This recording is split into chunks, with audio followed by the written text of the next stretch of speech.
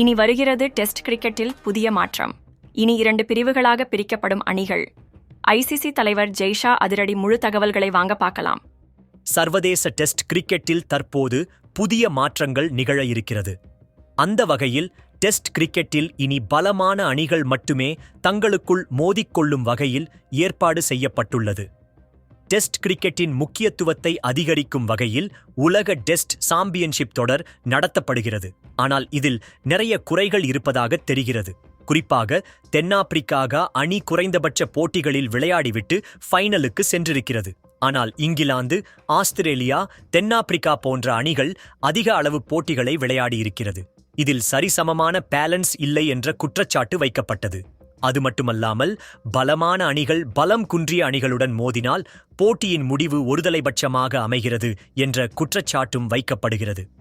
உதாரணத்திற்கு இந்தியாவும் west Indies மோதினால் முடிவு என்ன ஆகும் என்று ரசிகர்களுக்கு முன்கூட்டியே தெரிந்துவிடுகிறது.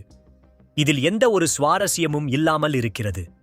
இதனை முடிவுக்கு கொண்டுவர ஐசிசி இனி 2 பிரிவுகளாக அணிகளை பிரிக்க உள்ளது.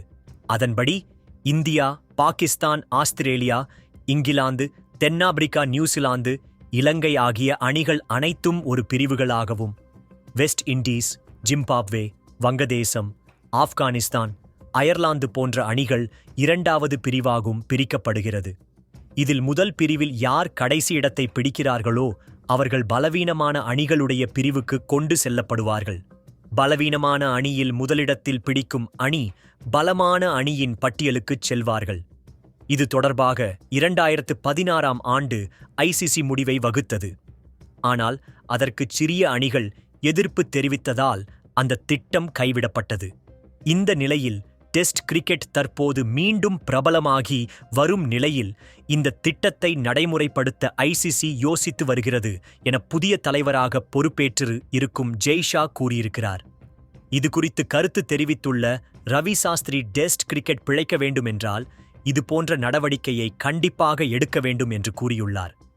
2025 முதல் 27 உலக டெஸ்ட் சாம்பியன்ஷிப் சைக்கிள் முடிவடைந்த பிறகு இந்த மாற்றம் கொண்டுவரப்படும் என தெரிகிறது. இது குறித்து உங்கள் கருத்துக்களை கமெண்டில் பதிவு செய்யுங்கள். நன்றி, வணக்கம்.